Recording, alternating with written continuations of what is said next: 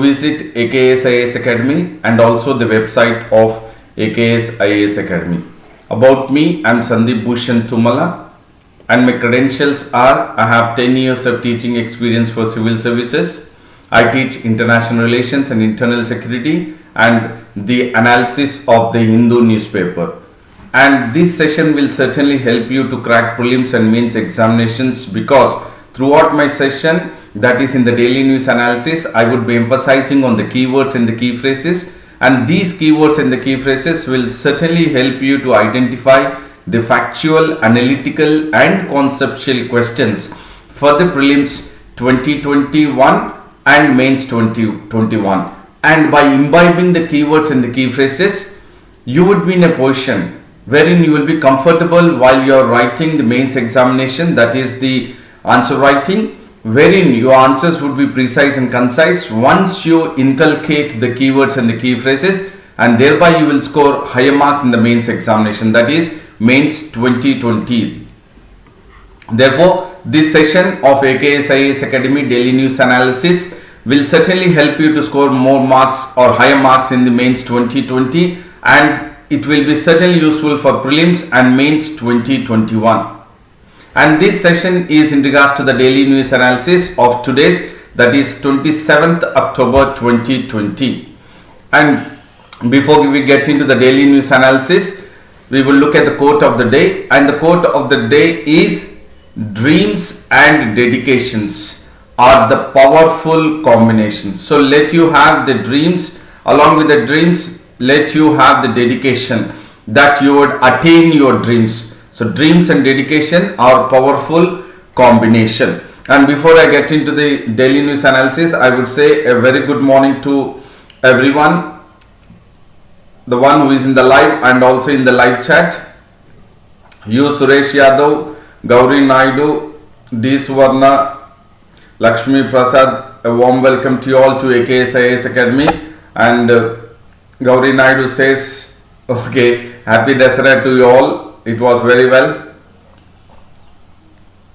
So now we'll get into the daily news analysis, and the topic is from the Hindu newspaper, wherein now the center is promising a law to seek this stubble burning. This we are focused in the last week, that this stubble burning is the main concern for the air pollution in North India, especially in regards to the states, that is Haryana, UP, and in regards to the surrounding areas of Delhi also, making sure that the air pollution or the air quality index is very low, especially in Haryana, and then in regards to the Uttar Pradesh also, focusing on even Delhi. So we have seen that Supreme Court has gone ahead with appointing a one-man committee, and now it has also asked the center, Supreme Court has also asked the center what measures it would be taking up to check this stubble burning, and also the kind of air pollution which is being caused because of the stubble burning, especially in Haryana, Punjab and Uttar Pradesh, and which the air quality is also affected in the New Delhi. And in regards to that, the Supreme Court was informed. That means the center has informed the Supreme Court that the center will come up with a law. It will set up a law, or it will come up with the law. Center will come up with the law in regards to addressing the air pollution, and to check the stubble burning in and around the states of Delhi, that is the National Capital Region. And the Ministry of Environment, that is the Secretary of the Ministry of Environment, has come up with an ordinance, to make sure that it will address the air pollution and the stubble burning in the three various states which are adjoining to Delhi. And when this ordinance was taken up, there was no consultation, wherein the secretary, that is the Ministry of Environment, has not had any consultation with the Ministry of Agriculture, but it has now come up with an ordinance legislation. But if you look at the Delhi National Capital Region has a graded response action plan. So you have already an action plan that is called as graded response action plan, and this is for what? This is to make sure that it addresses the air pollution. But now the center by the secretary, that is Ministry of Environment, has come up with an ordinance to address the air pollution and check the stubble burning, and this is in existing, that is it is already there is an existing action plan that is called as graded response action plan, and that is being taken up by the environmental or environment pollution authority. And this graded response action looks into, or it is focusing on the measures that it would overcome the challenges by the banning of diesel gensets or generation,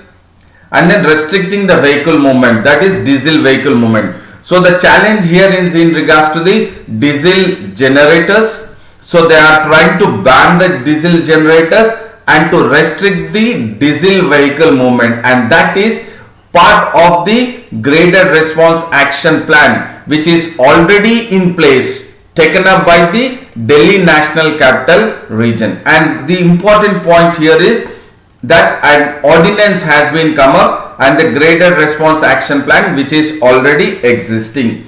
And then Varsha Priya has also joined. A warm welcome to you, Varsha Priya, to AKS IAS Academy. And in regards to this, what the state, that is Punjab, has taken an initiative or efforts to make sure that they are checking the stubble burning. So this is the stubble burning. This is stubble burning. Stubble means it is the left out or the dry fields after the harvesting season. After the harvesting season, you have the dry crop, and that the farmers, rather than cutting it and keeping it aside, they feel that they need to employ an person to cut it and they need to pay it. Rather than that, they are going ahead with the burning of stubble. Thereby, you can see the smoke. Because of this, there is an air pollution which is happening in the states which are going ahead with the stubble burning, that is Punjab, Haryana, Uttar Pradesh, and which is affecting the air quality of National Capital Region, that is Delhi. And this is stubble burning. And Punjab, definitely it is checking the stubble burning, which because of this now Kharif season, the Punjab government has appointed the nodal officers to check, to put an eye that the farmers are not burning the stubble. And the Punjab is also wanting that, or they have come up with the 23,000 crop residue management machine. This is again a keyword, crop residue management machine, which the Punjab has come up, that they are being given to the farmers, that because rather than burning the stubble, they can go ahead with using the residue of the crop, that is this dry crop after the harvestment. They can use it in the crop residue management machines, and they can have the straw, and this straw can be used as the fodder. Fodder means food for the cattles, that is it could be for cows or buffaloes. They can use it as the food fodder for cattle. That is what the Punjab has taken efforts, that they have appointed the nodal officers and they have come up with the crop residue management machines. And these are very important points which you can take it as part of your measures in your short notes for the answer writing for the mains examination. You can use these measures taken by the Punjab government is appointing nodal officers and then coming up with the machines, that is crop residue management machine. Rather than burning the crop or the stubble, they can use it with the machine, and then later on they can use the straw, that is the fodder, food for cattle. and the Chief Minister, that is Amrinder Singh of Punjab, has asked the centre, or is pressing the centre, is requesting the centre that the centre should come up with the amount that is giving to the farmers, 100 rupees per quintal to farmers, so that they can manage the paddy straw without burning. This is a very good measure which has been taken up by the Punjab government, and I would say very clearly that you can use these measures as part of your answers in your mains examination in the answer writing. So the first measure is nodal officers, appointing nodal officers, and then crop residue management machines, and then pressing or requesting the centre to pay rupees 100 per quintal, so that they will not burn. Without burning the stubble, they can use that straw they can use this paddy straw as the fodder, that is as the food for the cattle.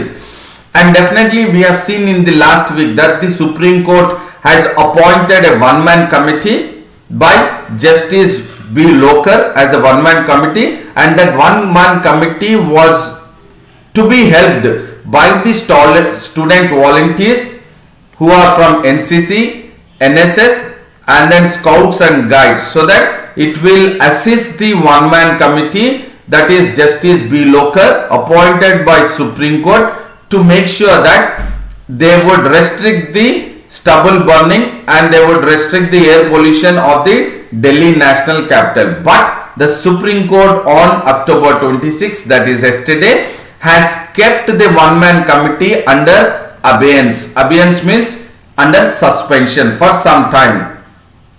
And then this one-man committee, as I said, it would actually come up, or it was supposed to come up to prevent the stubble burning in 3 states, that is UP, Haryana and Punjab. And this is very, very important topic for the mains examination in regards to air pollution. Air pollution, a silent killer. A silent killer. This is the question it could be asked. Air pollution, a silent killer in India. So how you would look into what are the various reasons of this air pollutions, and how the various governments and the central government is coming up with the measures to counter the challenges of the stubble burning, that is air pollution in North India, especially focusing on the Delhi national capital region. So this is very, very crucial information for the mains examination. The topic is environment, especially on air pollution, a silent killer. Air pollution, a silent killer. And the another key point as we discussed here is the ordinance. This is the ordinance which has come up by the Ministry of Environment. And now we will look at the another news, that is India to sign geospatial cooperation deal with USA. So today the 2+2 ministerial dialogue, is being taken up today, that is October 27, 2020, between India and US. Between India and US, 2+2 ministerial dialogue. What do you mean by 2+2? That is 2 ministers from US and 2 ministries from India would have a discussion, and then they would come up with various agreements also, or various cooperation between both the countries. And what is to be signed today, because of the 2+2 ministerial dialogue between India and US, is that they would sign the geospatial cooperation, which is the last or the fourth of the foundational agreement between India and the US. So this is the fourth. Which one is the fourth? That is the basic exchange and cooperation agreement for geospatial is called as the cooperation, is called as the last and the fourth foundational agreement. And this is a keyword. Please do understand, the foundational keyword is the, or foundational agreement is the keyword between India and US 2+2 ministerial dialogue. And in the 2+2 ministerial dialogue, you have defense and external affairs minister. or ministry. Defense Ministry and External Affairs Ministry between India and US will have a dialogue in regards to making sure that they would be signing the last and the fourth foundational agreement, and that is called as Basic Exchange and Cooperation Agreement for Geospatial Cooperation, that is called as BECA. No doubt we will look at the other three also, no doubt.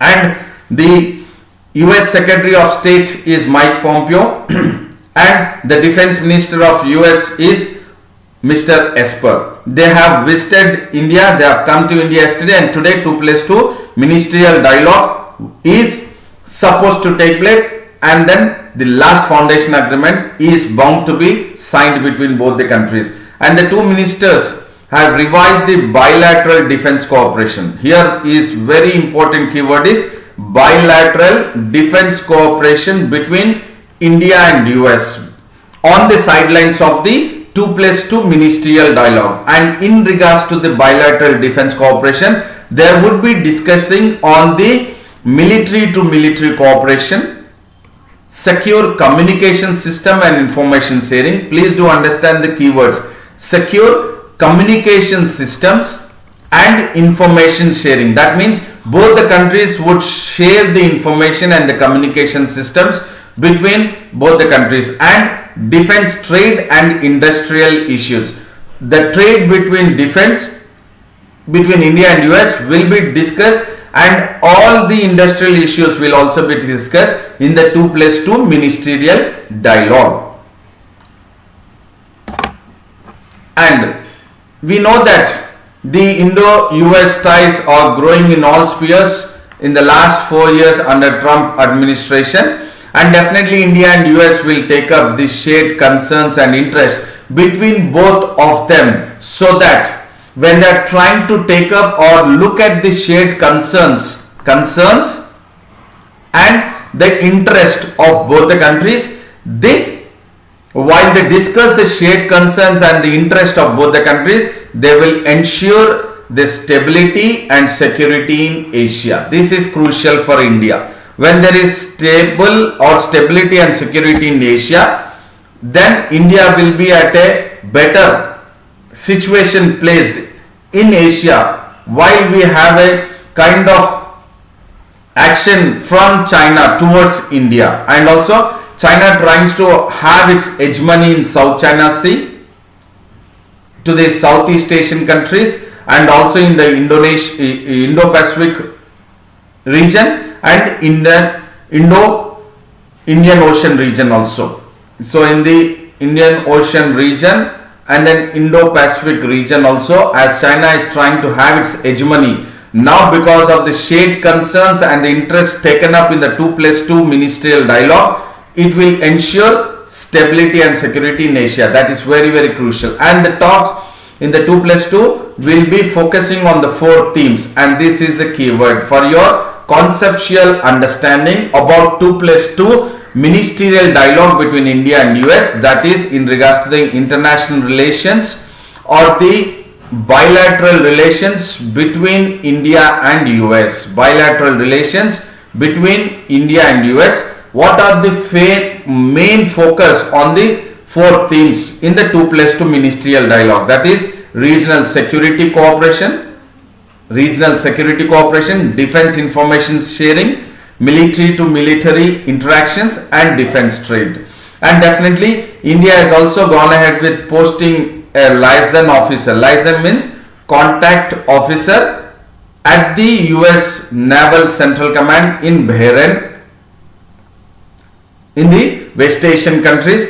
Again, this is very crucial for the preliminary examination and the conceptual understanding about the India-US bilateral relations. So, as requested by the US that India post a liaison officer at the US Navy Central Command in Bahrain, India has done so, and is also considering, US is also requesting India to post a liaison officer. US is also requesting India to post a liaison officer at the US Indo-Pacific Command, that is called as USIN, Indo-US or US Indo-Pacific Command, and also at the US Special Operation Command.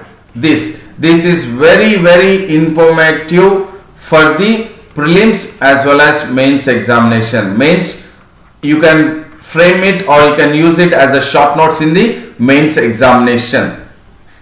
The main keyword is liaison officer. Keyword is liaison officer. And definitely once the 2+2 ministerial dialogue from the US and India concludes today, that is 27th of October, they will leave to another 3 countries, that is Sri Lanka, Maldives and Indonesia. So this is very crucial information for the prelims as well as mains examinations in regards to the 2+2 ministerial dialogue between India and US. So we focus that BECA, that is Basic Exchange and Cooperation Agreement for Geospatial Cooperation, will be the last and the 4th foundational agreement. So we will focus what are the other 3 or the entire 4 foundational agreements between India and US. And the first one is GSO-MIA, that is General Security of Military Information Agreement between India and US, which has been signed in the year 2002. Sorry. And the next one is the Logistics Supports Agreement, or it is also familiarly known as Logistic Exchange Memorandum of Agreement, that is LEMO, which has been signed between India and US in the year 2016. This is the second one. And the third one is SISMO, that is Communications Interoperability and Security Memorandum of Agreement. So it is in regards to communication and security, and this is SISMO, which has been signed between India and the US in the year 2018. And the fourth and the last of the foundational agreements between India and US, which would be signed today, is the Basic Exchange and Cooperation Agreement for Geospatial Cooperation, and this probably now 2020 November. So what is geospatial? It is the data pertaining to a particular location, that basic exchange and cooperation would be between India and US. So please do understand this for the prelims as well as mains examination.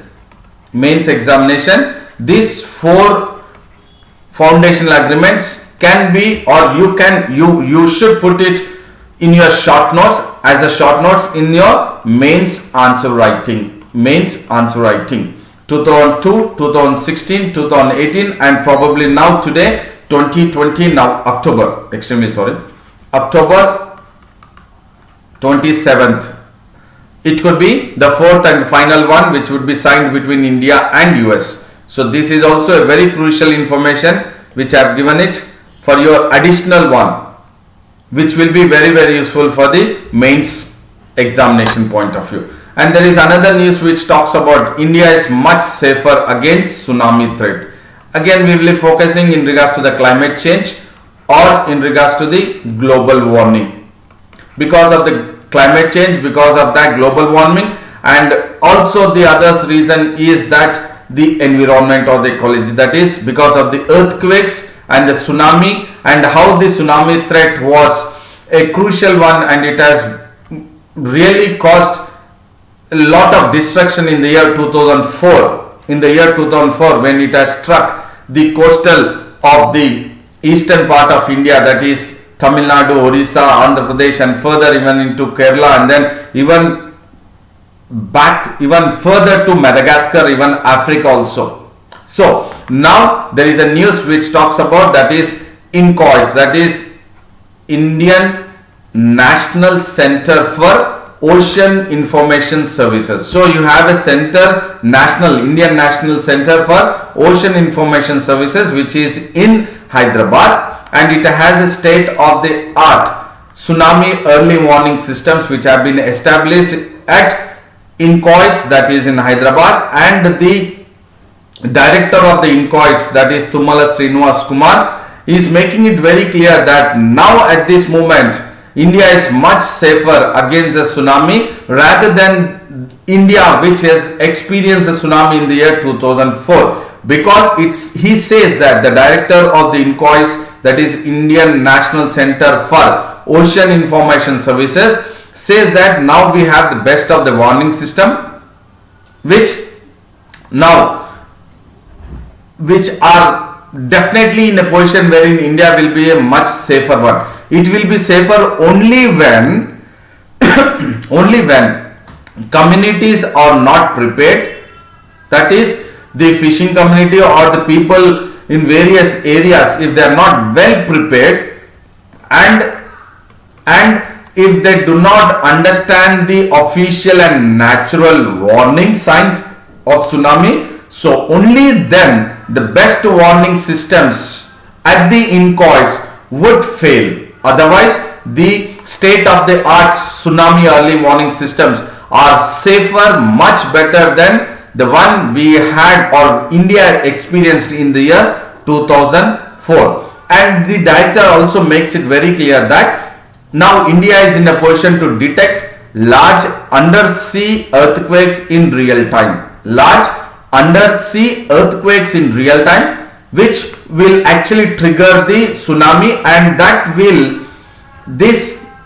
how India is ready to detect the early undersea earthquakes, and it is also ready to go ahead with providing a warning of tsunami if it is any case within just 10 to 20 minutes of the earthquake occurrence. So that is what the state of the art tsunami earth or early warning system, which is established in INCOIS, that is Indian National Center for Ocean Information Services in India. And the Indian Ocean earthquakes can be detected less than 5 minutes. As per the INCOIS director, we have a network of seismometers, and because of the network of the seismometers, the earthquakes in the Indian Ocean can be detected in less than 5 minutes, and the tsunami warning system can be issued within 10 minutes wherever the quake or the earthquake occurs across the globe. And that is what the state of the art tsunami early warning system, which is established at INCOIS in Hyderabad. So definitely this is again very informative one, which we are looking at the natural disasters, which could be very important for the mains examination, wherein you can use it as a short notes in regards to the state of the art tsunami early warning system, which is at the Indian National Center for Ocean Information Services, Hyderabad.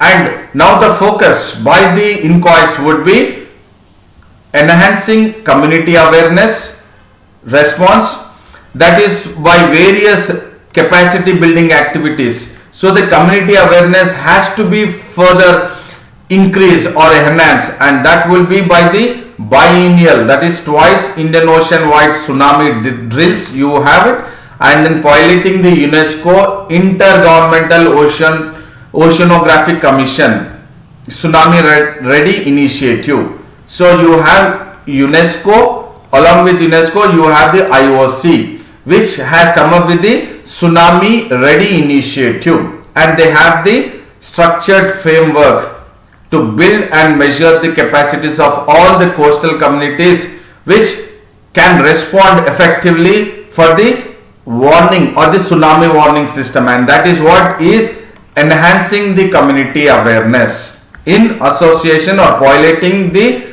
UNESCO and IOC. IOC is Intergovernmental Oceanographic Commission, which is headquarters in Perth, Australia. And the government has come up, that is INCOIS has come up with the Tsunami Ready Villages.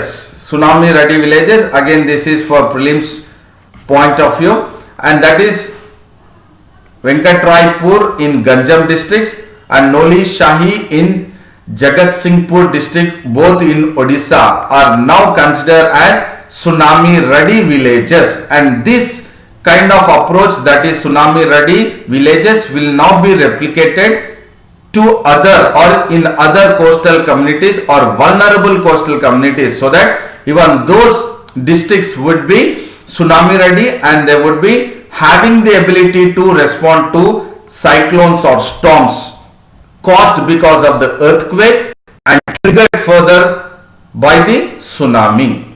So Incois, Hyderabad is very important for the natural disasters, that is earthquake and tsunami. And before I get into the next topic, I would say Navina has joined, Mopi Devi has joined, Madhu has joined. A warm welcome to all of you to AKS IAS Academy Daily News Analysis. And now another news is that Sachidananda Bharati is now the new seer of Ednar Math of Kerala. So why is this in news? Because the head, the seer, the top, the top religious head of the Math, that is Ednar Math of Kerala, was earlier Keshavananda Bharati Swamiji. He has passed away on September 6th at the age of 80. And Keshavananda Bharati Swamiji was the head, and now the Sachidananda Bharati has been anointed. What is anointed? Not appointed. It is not appointed. It is not appointed. It is anointed. What do you mean by anointed? That means to make someone holy in a religious ceremony by putting holy water or oil onto them and then declaring them. That is the pontiff of the head priest of the Ednar Math of Kerala has gone ahead with anointing Sachidananda Bharati at Orikkai, that is Kanchipuram, on October 26th, and he has officially succeeded the Keshavananda Bharati Swamiji, who was the head of the Ednar Math of Kerala but passed away on September 6th at the age of 80. And the Sachidananda Bharati's Purva Sharma name. What do you mean by Purva Sharma name? Purva Sharma is the sannyasi name. Before he taking up sannyasi, the Sachidananda Bharati, who has succeeded Keshavananda Bharati as the chief of the new seer of Ednar Math of Kerala, his name was Jayarama Manjataya.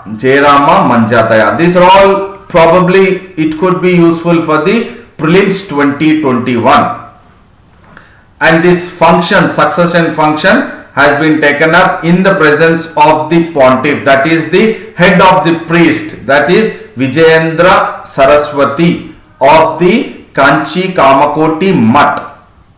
And Keshavananda Bharati, I think you all know him, was a famous person, wherein he has gone ahead with petitioning, or he has challenged the Kerala High Court, that is in regards to the land, and then further he has also gone ahead with challenging the basic rights of the constitution cannot be amended, and it was the famous case called as Keshavananda Bharati case, the Supreme Court, in regards to the basic rights in the constitution in the 1970s. So this is again very crucial for polity point of view, and then history and culture, in regards to the history and culture also.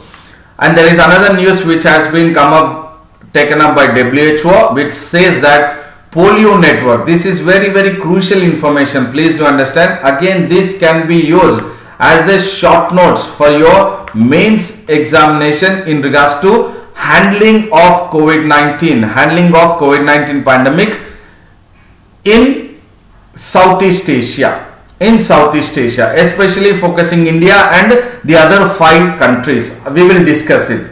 And how this polio network, this is a crucial keyword, polio network, helped to curb the COVID-19. And who is saying that? It is not ICMR, or else it is not just the Union Health Ministry of India is saying it. It is WHO is saying it. So you can use that. You can add that, append it in the short notes of your mains in regards to how to, or else measures or various measures which have taken up to control or to curb the COVID-19.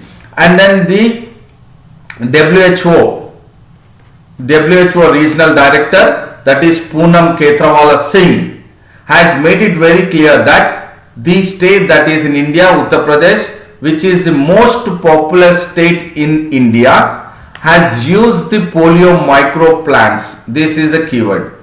So Uttar Pradesh has used the polio micro plants twice in last 3 months. Why?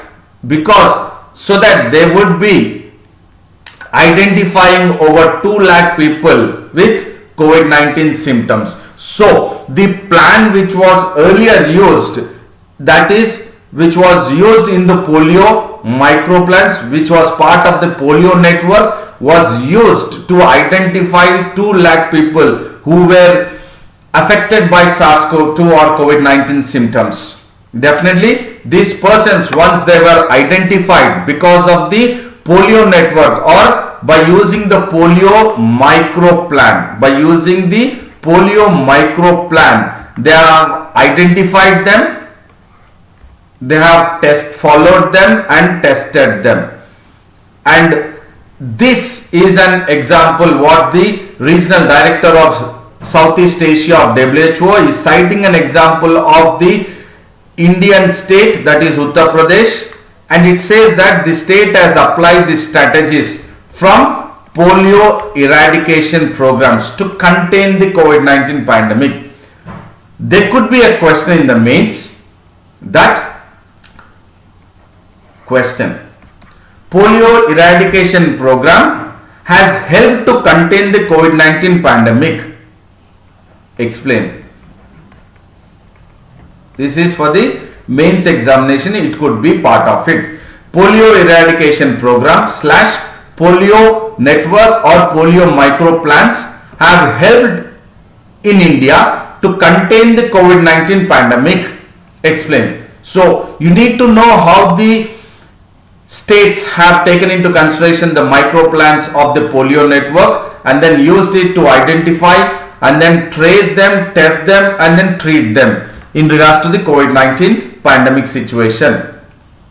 And then they say that the vast knowledge on vaccination. Why they have gone ahead with the using the polio network? Because the polio network has the vast knowledge on vaccination, and that is what is now important in regards to identifying, treating them, testing them and then vaccinating. Now the next scenario what we need to experience in India and across the world is vaccination. How the vaccination system will be into press, that is the robust vaccination system will be in the process. That is the polio network has a vast knowledge on vaccination and it has a tools and strategies already tailored, already ready in place, which we can, that means India can reach to go ahead with a robust vaccination system to the unreached and the most vulnerable people across the rural population, and that is the polio network could play a critical role for COVID-19 vaccination rollout. Or else the question could be polio networks has played or would or could play a critical role for COVID-19 vaccination rollout. Comment for the mains examination. Polio networks could play a critical role for COVID-19 vaccination rollout in 2021. Comment or discuss. So this is a very crucial information, and what is very important here is how you focus and link this information for the mains point of view, which has been the WHO has spoken about the polio network used by the Uttar Pradesh to help or to curb the COVID-19. Definitely the government is wanting to come up with the integrated surveillance and immunization networks. Definitely that is what the robust integrated surveillance, so that immunization network for the COVID-19 would be a successful. Because of that, the UP has taken the polio network immunization or polio network vaccination into action, and then it has gone ahead with that to curb the COVID-19, to identify, test, trace, test, and then treat.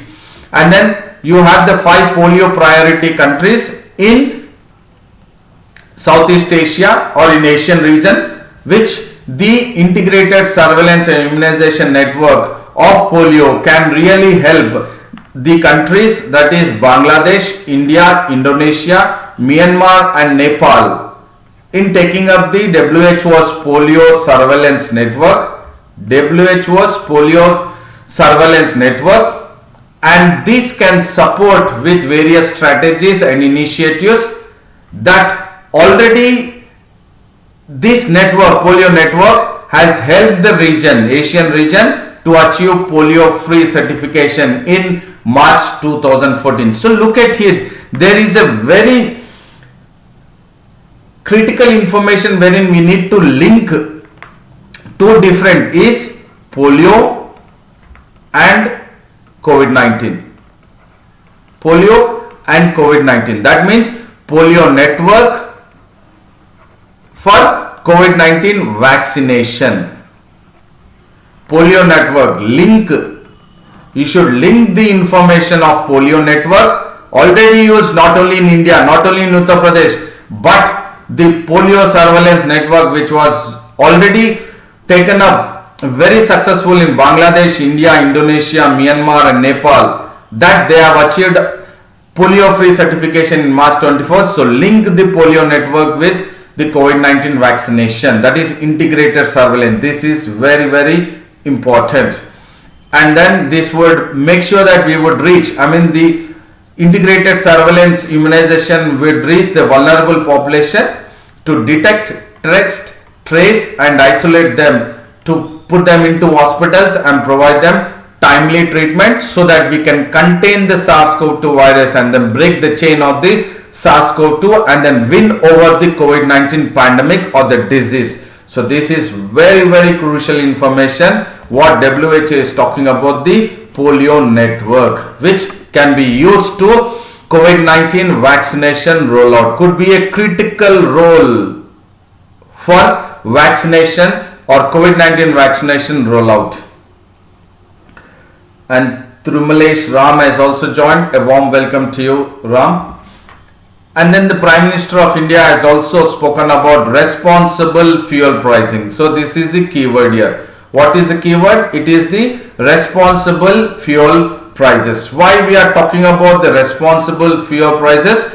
Because the world and also India is experiencing challenges in the energy sector. As India and the globe or the world countries are experiencing the challenges in the energy sector because of the COVID-19 pandemic situation, wherein the economic activities have been totally damaged and the global supply chain system has been badly hit. Because of this, Prime Minister Narendra Modi has spoken about the challenges being faced in the energy sector because of the COVID-19 pandemic situation, and then he makes it very clear that the global energy producers must feel more responsible about the pricing policies, which India needs affordable and reliable energy sources.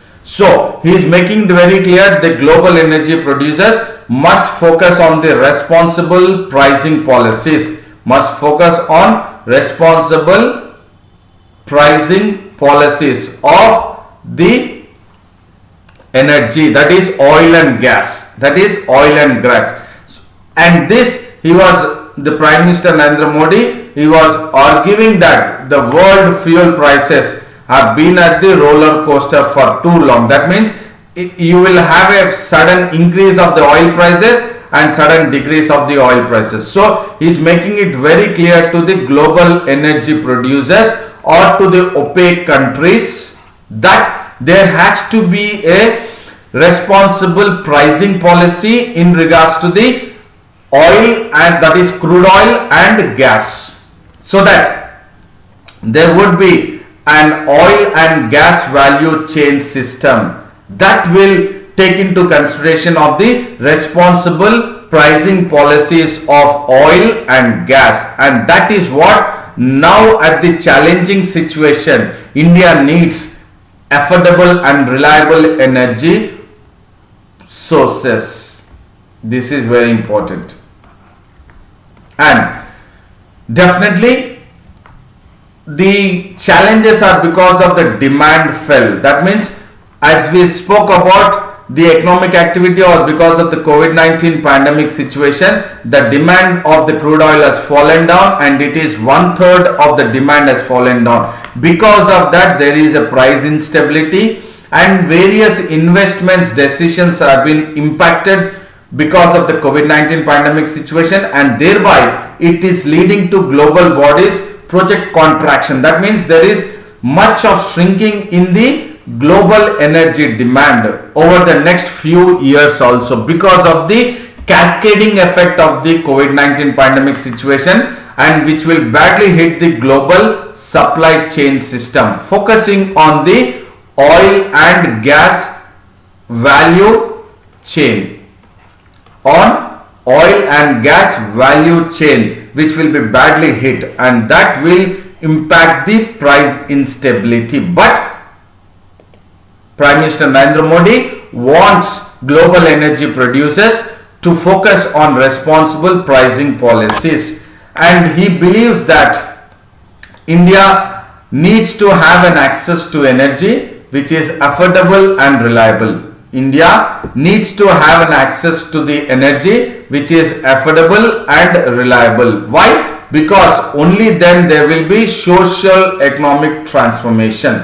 Look at the keyword, how the Prime Minister Narendra Modi is emphasizing here, and which you need to focus for UPSC mains perspective also. How the prices, or the crude oil prices, which have been sharply contracted because of the demand which has been fallen down, price instability which has risen up, and earlier we have seen there was lot of war between the OPEC countries, or Saudi Arabia and Russia, and also US getting into the mode, and then the prices have reduced there. OPEC countries, Saudi Arabia, Russia, and then USA we have seen. Because of that, the prices have reduced, and then again now because of the COVID-19, there is badly hit to the global supply chain system. Again the prices will decrease. So what it says is, Prime Minister says is, India wants to have an access to energy which is affordable and reliable, and thereby through that, once it is affordable and reliable, it will have a social economic transformation which will take place.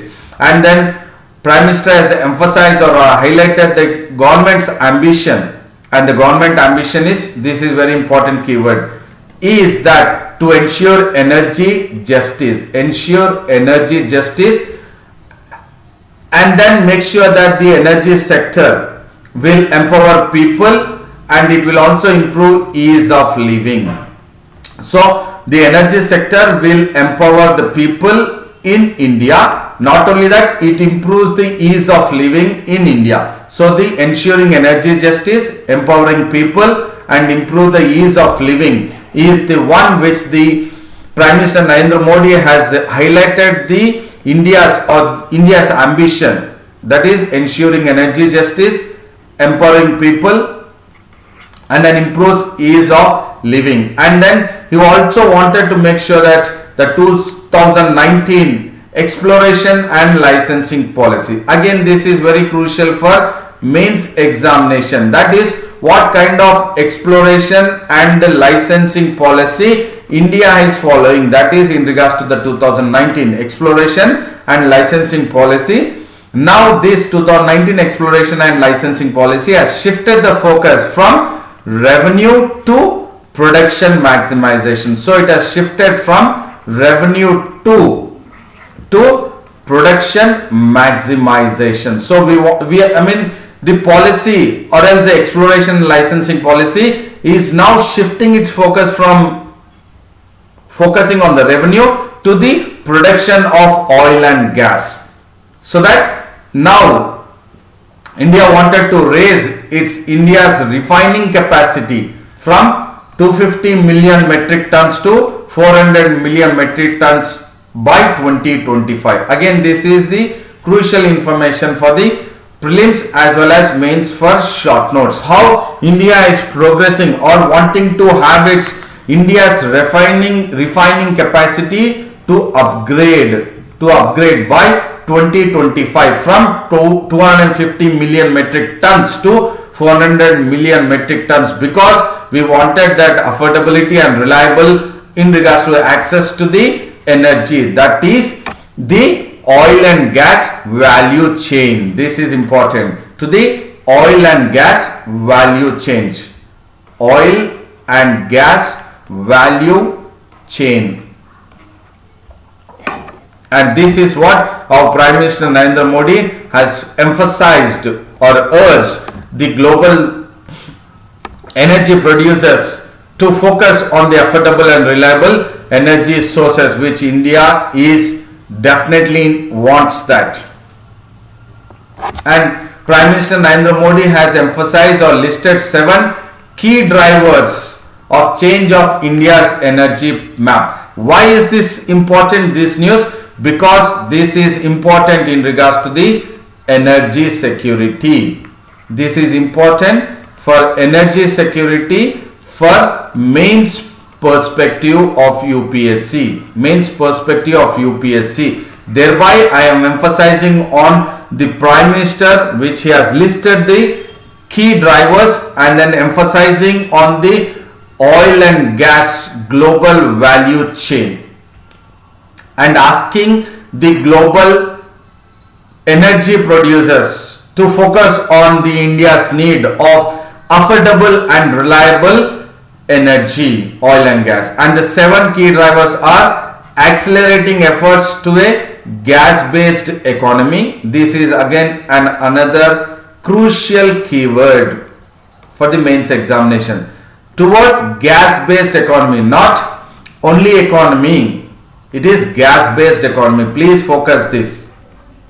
And the second key driver is, which is listed by Prime Minister, cleaner use of fossil fuels, particularly petroleum and coal. When we are talking about petroleum and coal, the Prime Minister is focusing on the cleaner use of fossil fuels.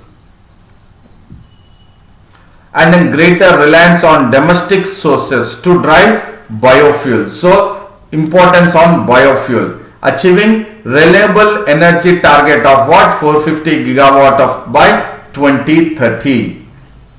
Gigawatt by 2030. This is renewable energy target. And the fifth one is increasing the contribution of electricity to decarbonize mobility. So focus is on electricity. That is why we have electric vehicles. Now even the government of India is focusing or pushing for the electric vehicles. And the sixth one is moving into emerging fuels, including hydrogen. That is why we have hydrocarbons.